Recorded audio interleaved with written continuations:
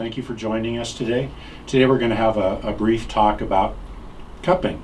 Last summer, many of you probably saw cupping in the Summer Olympics with a lot of the swimmers.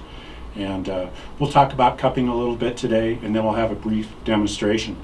Basically, cupping is really good to increase range of motion on the major joints, get a little bit more blood flow into the tissue, which provides more nutrients and oxygen, and it's thought to stimulate healing as well too. We're going to use vacuum cupping today with this device, and then we'll show a couple of different sizes of cups. And again, what we're doing here is we're trying to get a little bit more blood into the area. We're trying to release tight tissue. There's different sizes of cups. For the low back here, a larger cup is better.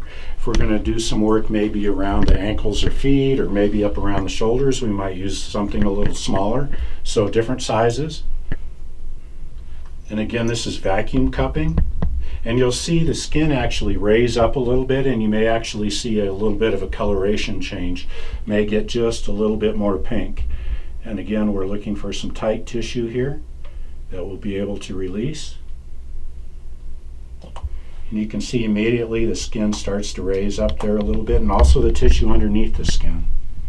And we'll remove that.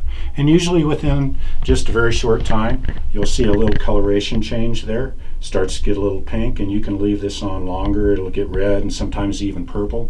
When it starts getting to the purple stage, we really need to pay attention to it. But for our demonstration here, we'll just let it get a little bit pink, and I'm sure some of you can already notice that a little bit.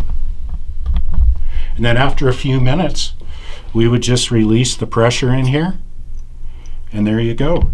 That's cupping. Thank you for visiting us today. And now I will demonstrate a different cupping technique called fire cupping. To begin, I'll apply a little bit of coconut oil on the skin. This is going to make a more comfortable experience for the patient. I'll take my alcohol-soaked cotton swab and light that on fire.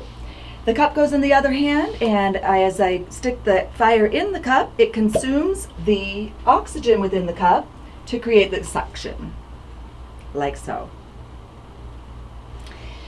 The tension on the cup varies according to how long that fire is in there and some other techniques of the practitioner, but for the most part, we have a gentle suction to moderate, and enough to see that the skin is raised inside the cup and it is changing color as we'd like to see.